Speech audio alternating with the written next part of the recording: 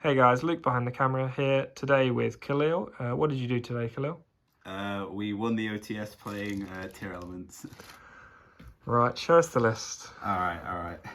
This is, by the way, this is not a very put together list, so I just want to really disclaimer this before anyone says anything about this. Don't know if I'd recommend. But yeah, for the monsters, we'll start with the tier stuff first. We just played three Tearlaments Cash tier, 2 Rhino, 1 Happiness, 1 Melee, 1 Shiren, and then spells, 3 Pellerino, only 2 Scream, 1 Meta Noise, and a Celiac, 2 Celiac, and then the 1 Trivicama. So, talk to me about this. I was surprised to see 3 tier cash and 2 Rhino. Yeah, so see, I'm also playing Diviner as well, and so I like the idea of 4 normal summons. I know 5 is the idea of you'll see 1 every time you draw, but I think 4 is the perfect number because you actually don't want to clog on this card. If you draw multiples of it, it's just not good at all. And then on top of that, if you draw this and you don't draw Shiren, because you're only playing 1 Shiren and you're only playing X amount of ways to get to it. So I just feel like you should only be playing 2 of this. And most lists are only playing 2, to be honest. But I should, with the 3 Scream, I mean 2 Scream, I was playing 3 Scream, but then I had to fit in Bystials because everyone in the event was playing either Dragon or Despia, who were playing Bystials as well. Would you say that you catered your deck today towards what you knew people would be playing? Yes, 100%. Yeah, 100%. It was a very branded and Bystial and Dragon Link heavy day. Yeah, there's definitely majority of those decks at the event, so I just wanted to make sure I was prepared for those. Anything else I felt this deck could just stomp over, so I was pretty sure that, yeah, as long as the mills are good as well. We won't talk about that though. The mills are always good. Oh, of course. And then the CG stuff, we actually played Kelberg Guido, of course, and then Kelberg Guido, then Keldo, and we actually did play Medora as well. Just because I feel sometimes if you do get into a grind game, the shuffle has kind of come up a lot, but also mainly just because it gives you freedom in some matchups against things like Despia. Getting rid of if they're branded in red and you chain any of these cards, they're really, really powerful. And against any runic stuff too, they try and fountain and you chain it, it just ruins their day. And I think that these cards are quite I think the deeper you get with this deck, the more valuable these cards become. And choosing to put back resources to use them again as well, I think that makes or breaks. Yeah, I think you just wanted to max out on good hits off a mill, right? Yeah, 100%. And then I did play Bystials in the main deck as well, just because of the event. So 3 Magnum, 1 Druid Swarm. I was thinking of playing a second Druid Swarm, but I was just I didn't want to go too hard on it. But of course, in the benefit of this deck is that you get easier access to Beatrice as well, which happened a lot more because of playing the Bystials. So even in the matches where it was kind of mid, I was still able to banish my own stuff and then just make Beatrice easier, which is nice. And then also play this package, of course, kind of have to. Makes it Raw Kalos and Grapha. And then we did play the 2 Diviner, like I was saying, just because it's the best normal summon outside of Rhino. If you have your graveyard fill up, sometimes Rhino's better, but of course Diviner is just insane. It just sends a Guido mill 5 and then you. And then it's half of a Beatrice as well, right? Oh yeah, every time, yeah. Half the time it can be a Beatrice, or sometimes it can be a Baron. And sometimes you can use Baron to pop your Trivicama's in your hand that's dead, or a Shiren on board or something, and then you can get your players going as well. And then I did play this package just because I like Beatrice a lot. I think Beatrice is just so broken in this deck, and I like the idea that it plays through Darkroller, because if you've got a trap Celiac set with Redoer plus Beatrice, Darkroller doesn't do anything to your board. They Darkroller, you just remake the board again. And then if you've got Raw Kalos on the board as well, you can just tribute it and then get it back and then it's unaffected. Yeah, Beatrice seems really strong in that you send a tier in your turn to play the game, and then you still have the Beatrice up as disruption for your opponent's turn, whether it sends a tier to fuse in their turn or something else. Yeah, sometimes you can send even another piece for a fusion and then use Redoer to fuse, and then that's the other piece you needed for that fusion in the first place. I just like that you just pretty much build a fusion if you got that on the field. Mm-hmm. And then we played 2 Fenrir just because it can search the Cash tier.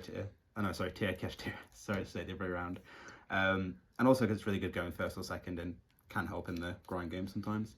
And sometimes I was just going that with the Tearlaments Cash tier, making cross sheep and then doing plays like that, getting Diviner back and making Beatrice. Yeah, I think in a vacuum, Fenrir just being a small part of an end board is just really strong.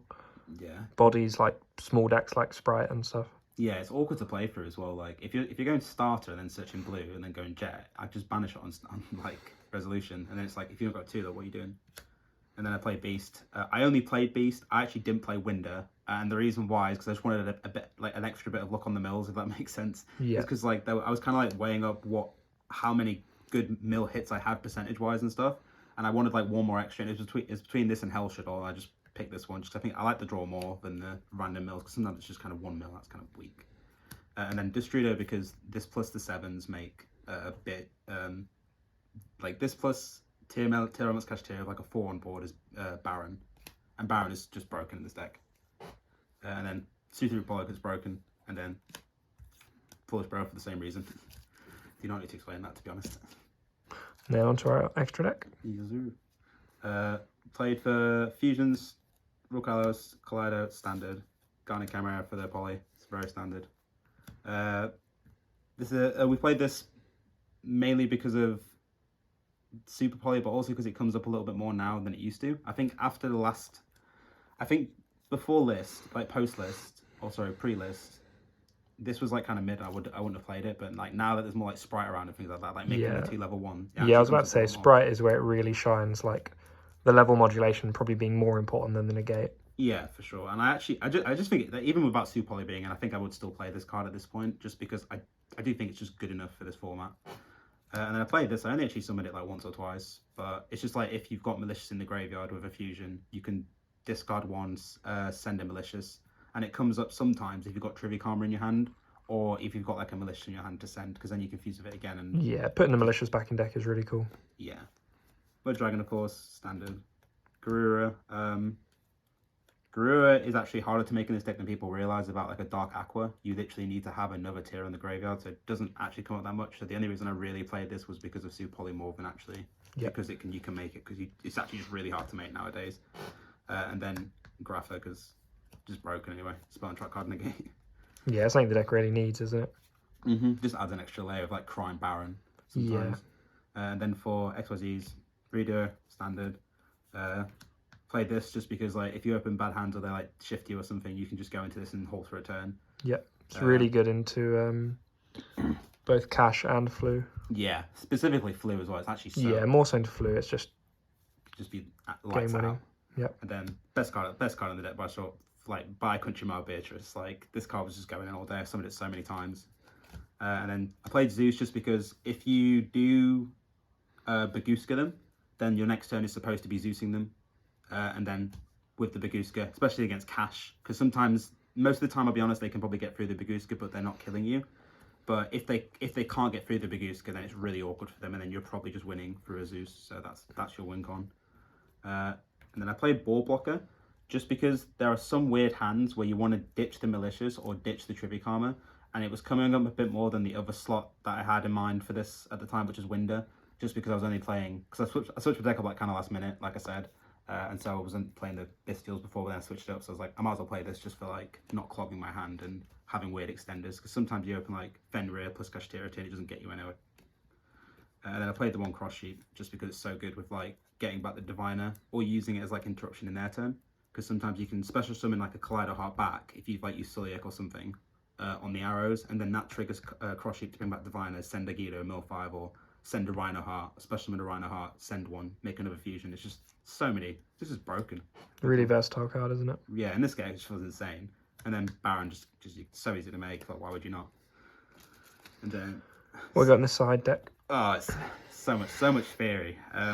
3 Dark Hole, just because I was thinking more cash than anything else, to be honest. Or weird decks that I was going to play against. Yeah. To be honest with you, again, good generic go second card, isn't it? Yeah, actually against. Out at Ibli as well.